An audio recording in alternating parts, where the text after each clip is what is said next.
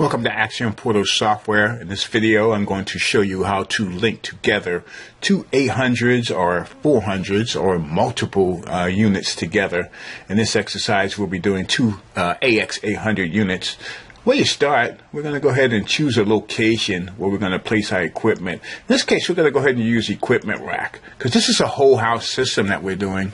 We don't need to have our unit in one particular area, so we're going to go ahead and choose equipment rack so we don't use up a zone on our system. The next thing we're going to do is go ahead and add our units. We're going to add two AX800s to our system here. Before I add the second one, what I'm going to do, I'm going to click on the first one here.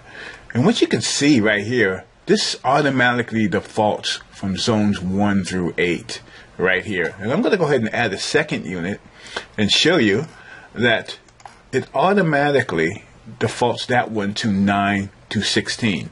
Now, if we were to add the next unit, it would be, of course, 17 through 24 and so on and so forth, up to 96 zones. This is a 96 zone system that it can be expanded to. In this case, we're going to use two chassis. One thing to note about this is that we're expanding zones here, but one thing we're not expanding is input sources. You're still going to just have the 8 input sources that's on the back of the unit. By adding a second unit, you are not adding additional inputs. And to show you that, this is what I'm going to do. I'm going to put these units side by side and drag this one over to here. Now, what you can see is both units. So what I'm going to do is go ahead and add some source labels. These are my actual sources here. So what I'm going to do, I'm going to add them on unit number 1.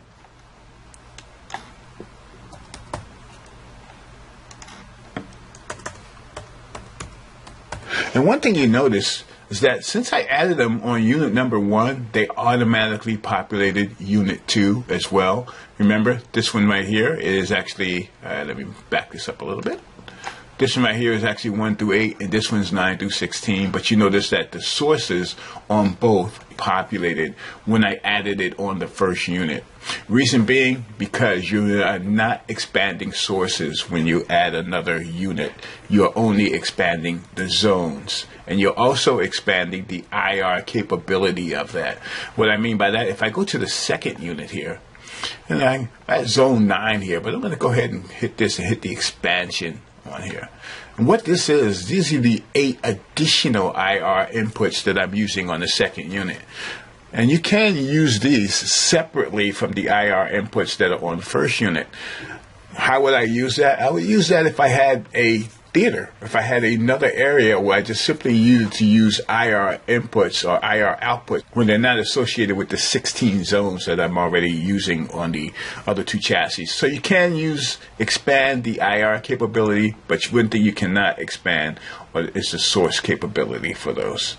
Okay, so what we did effectively here, we went ahead and we connected these two units together, but only right here in the software. To connect to hardware, what you do is this. On the back of the units here, the first thing we're going to do is make sure you have an Ethernet connection connected to both of them so they can talk over the Ethernet. The next thing you do, these orange outputs here are what's called split. In other words, they're going to link digitally the sources that are input to the first unit to the second unit. So what you do, you just simply take RCAs and connect from one unit to the next. The expansion ports takes all of the data from one unit to the other. So you want to go ahead and get a Cat5 jumper and jump from one unit to the other. And that's how you connect these units together. In programming, they automatically do all the connections for you. The only thing you're going to worry about is where you're putting your keypads and what zones you're assigning your keypads to. And on zone assignments here, I'm going to go ahead and expand this out. On zone assignments here, these are the actual zones that you're going to have 1 through 8. You notice on this unit right here, it's 1 through 8. If I go to the second unit, it's going to automatically bring up for me zones 9 through 16. Now here you can name these zones by adding the zones to your project. And the way you do that is this. Go over here, click here, and go ahead and just add zones that you're going to have. If you're going to have 16 zones, you want to go ahead and add 16 zones to your unit here. Once you add zones to your system, you notice that those names automatically populate. Now, these are the default names of simply what on the drop downs here. Now, you can change the name of these zones to anything that you want them to. For instance, we're going to go ahead and change the name of this first zone to pool. And we'll change the second one to family.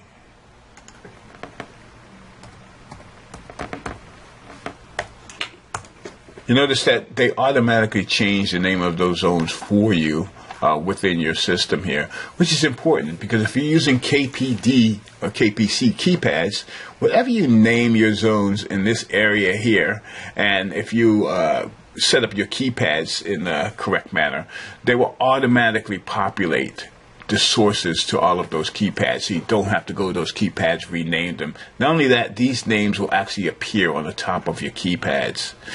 That's how you connect two units together. If you're going to connect 96 zones, you would do them the exact same way in Axiom Portal software.